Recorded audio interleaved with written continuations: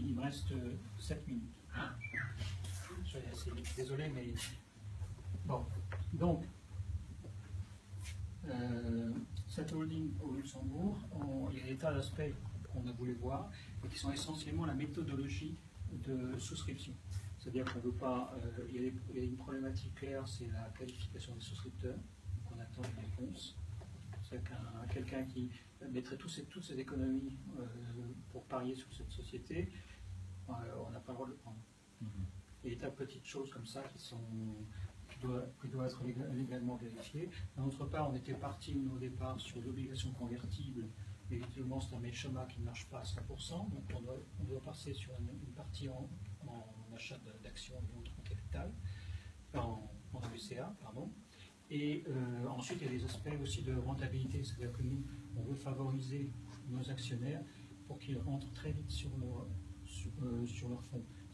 L'exemple type, c'est que quelqu'un qui a acheté des OBCA ou des actions, c'est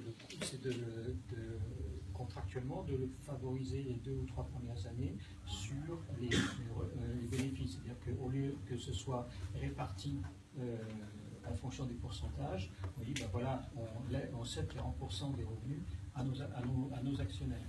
Ce qui veut dire que s'ils ont mis 10 000 et si on a 40% sur des X millions, ils récupèrent très rapidement s'ils ont mis, voire plus. Donc ça fait partie des choses qui sont en cours. Et on attend en fait les réponses, commissaire aux comptes, comptables, etc., qui doivent valider des schémas.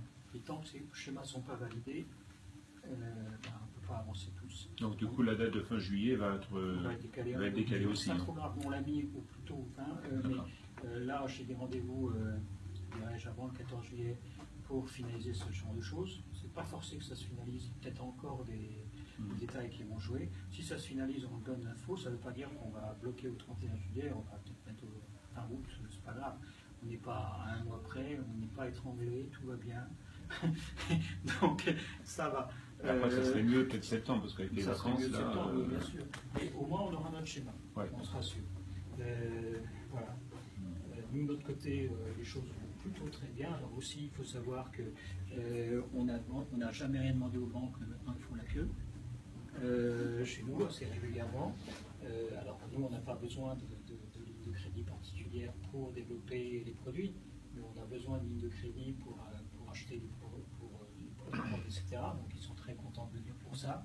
En plus, comme en face, les clients sont des gros clients, ils n'ont pas de problème de financer. Hein. Ce n'est pas la FNAC qui va déposer le bilan ou Amazon, donc tout va bien. Donc on est dans ce cadre-là. Donc on va dire qu'on est plutôt successful aujourd'hui. Donc la FNAC fait partie des clients? Comment? La FNAC fait partie des clients. Celui-là, je le connais pas. Pour l'instant. L'autre, voilà. Mais à mon avis, il le sera. D'accord. Et juste pour finir brièvement, la carte Pioneer.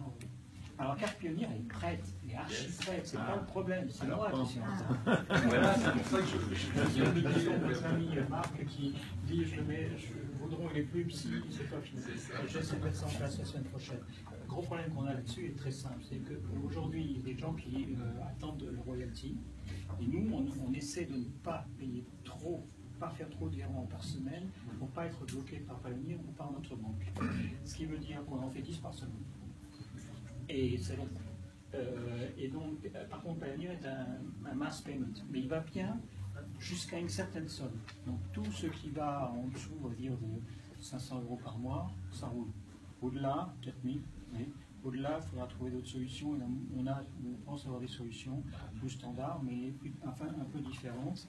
Mais Pioneer, ça va bien jusque-là. Donc, le temps que je le mette en place, ce qui va se passer, c'est qu'on va prendre par 50 ou par 100 personnes, leur envoyer ce qui... Je ne sais pas du tout comment ça marche, c'est pour ça que je rentre dedans. Mais on a déjà provisionné l'argent, on les a mis chez eux, tout est prêt, il n'y a plus qu'à lancer. Et là, après, on envoie juste un fichier et eux, nous, c'est un seul. Est-ce que vous pouvez nous refaire un dernier point sur les zones, parce qu'on ne sait pas du tout sur les zones. Ah oui, les zones exactes. Alors, les zones exactes. Le monde entier. Voilà, c'est ça. Alors, on a aujourd'hui une zone qui est. Alors, aujourd'hui, on travaille sur deux zones qui est l'Europe du Sud, ce qu'on a appelé l'Europe du Sud, entre guillemets, et l'Amérique du Nord, c'est-à-dire pour les ventes. Mais tout le monde peut souscrire. Simplement, il sera rémunéré sur les ventes qui ont lieu dans cette zone-là. Mais par contre, on anticipe le fait que ça va évoluer. Donc on a redécoupé ces zones. Ça n'empêche pas que pour l'instant, ça change strictement sur un autre sujet, qui sont 12 zones au total. Donc il y a l'Amérique du Nord, l'Europe du Sud, l'Europe du Nord. L'Afrique est découpée en 3 zones, donc l'Afrique du Nord et le Moyen-Orient, l'Afrique de l'Ouest, l'Afrique de l'Est et du Sud. Ça correspond aussi aux langues à peu près. Ensuite, on a l'Inde, la Chine, qui sont des zones en elles-mêmes, hein, c'est pas petit, il y a des noms dedans. Il y a l'Asie du Sud-Est et l'Océanie. Non, mais c'est pas en euros là-bas. Comment? C'est pas en euros, ça. Pardon? Non, mais je dis c'est pas en euros. C'est pas en Europe, non, je parle de différentes zones. En euros. En euros, en euros. Ah, non, ça peut être en euros, ça peut être en dollars, ça peut être. Oui, mais c'est ça. On a des zones en euros, des zones en dollars. Ensuite, il y a la zone Russie.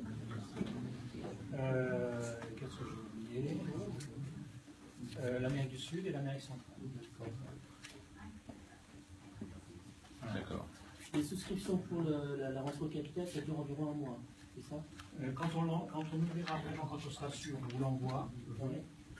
C'est pas une question de durée, on ne veut pas que ça dure très longtemps. On n'est pas à un jour près, mais on enverra les modalités exactes.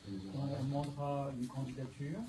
Et ensuite, vous recevrez ce qu'on appelle les statuts, parce que c'est une entrée au capital, donc vous êtes actionnaire, vous allez recevoir les statuts, il y a des choses à signer. Après, vous recevez de la part du notaire des documents proposés. D'accord. Voilà. Vous acceptez des personnes morales aussi? Oui, bien sûr. Alors, en fait, les gens peuvent se grouper, soit en personne morale, soit ce qu'ils appellent un individu, c'est-à-dire un représentant et des gens autour. Les statuts permettent. Voilà. La valorisation a été définie par contre à 9 900 000. Pour des raisons pratiques, c'est 10 millions, mais c'est pour arrondir. À propos de la campagne Fuji, Oui. est-ce qu'on va pouvoir utiliser l'argent sur notre compte, Oui. un compte portefeuille, et est-ce qu'on peut utiliser la commission venant de la campagne précédente? Tout ce qui est sur votre portefeuille. Ça n'y est pas encore, ça n'y était pas. Si vous avez un calcul dans votre les commissions, enfin les bonus, vous les avez. Ça apparaissait en zéro dans le compte. Si ça apparaît zéro, c'est que vous n'en avez pas. Normalement j'en ai, mais elle n'était pas encore Ok, faut voir. De toute façon, là, elle va durer 3 mois, donc s'il y a un problème, vous nous avertissez, on regarde et puis on vérifie. Mais je dirais que globalement, les nouveautés, c'est que vous pouvez transférer virtuellement, bien sûr, de l'argent de votre compte sur une autre personne. Donc au lieu de payer pour lui, vous lui envoyez les sous et il paye lui-même, avec de l'argent qu'il a sur son compte. Vous pouvez payer pour plusieurs, ça on a déjà. Et quoi d'autre? C'est essentiel. Hein. On peut transférer de l'argent d'un compte à un autre et payer pour vous. Et si on paye pour plusieurs personnes,